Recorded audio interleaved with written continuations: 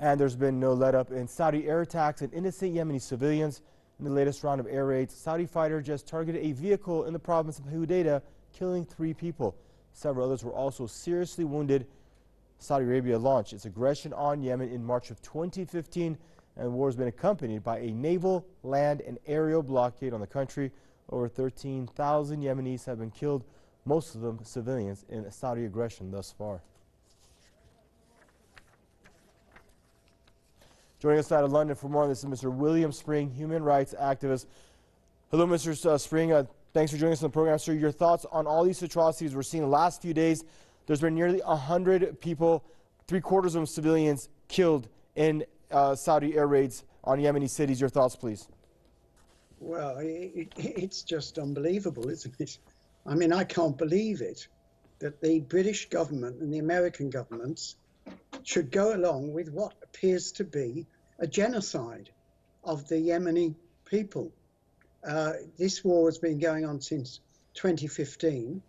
Nobody, as far as I know, apart from the non-aligned countries, have really protested.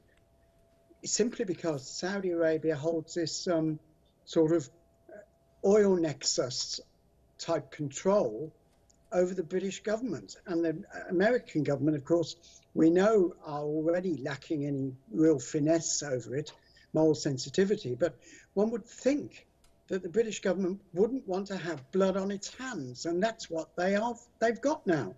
I think the British government is very primarily to blame, and the main actor in this is British Aerospace Systems, which is the major arms exporter to Saudi Arabia. Now, BAE Systems, they are co-belligerents with Saudi Arabia in the aggression on Yemen. They could stop the aggression on Yemen overnight if the chair of BAE Systems said something like, "We don't like starving millions of people to death. We think it's unhelpful." If the British government said something like that, or the BAE Systems man, the chairman, whose name I think is Sir Roger Carr, if he said something like that, and the chief executive Woodburn said something like that, and didn't, otherwise they will land up, both of them, the chief executive of British Aerospace and the chief executive officer and the chairman will all land up in the International Criminal Court as criminals engaged in genocide.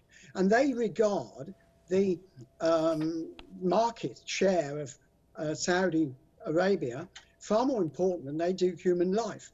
Now, this is not acceptable. Right, I don't mean to cut you off, I'm sorry, and that's the whole point here. And because Saudi Arabia is so uncompromising on what's happening in Yemen, they're not going to stop with anything short of getting the government they want to control the country. In other words, if they don't have the way that they want Sana'a to be run, that's in accord with their own policies in the region, then guess what? They're going to continue this thing and protract it. And right now, you just mentioned 7 million people starving, 1 million people with cholera, nearly 3,000 people dead, 80% of them children under the age of 5 dying of cholera, all preventable stuff. And there's a crippling siege, a blockade that's not even allowing valuable medicine to get in. These are all war crimes. You cannot utilize medicine, food, or water as a tool of war, and it's happening. And London and Washington are they're complicit in what's happening. Yes, exactly. London and Washington are complicit in this war on Yemen. Now, it's also a matter of you do not interfere in the internal affairs of another state.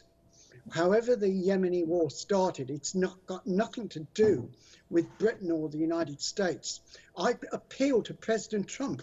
I was and am a supporter of Trump, believe it or not on many of his issues, not on many of the things he's done, but he brought a new possibility to American politics. And we feel totally let down because Mr. Trump just seems to continue with putting American policy in the hands of Israel.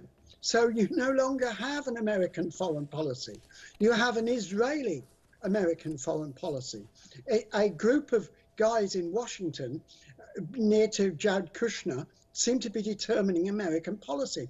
This is ridiculous. Where Okay. is the America we used to know? Thank you. Which I can remember years ago. I want to thank you for joining us and for your input. Mr. William Spring joining us there out of London, human rights activist. Thank you, sir.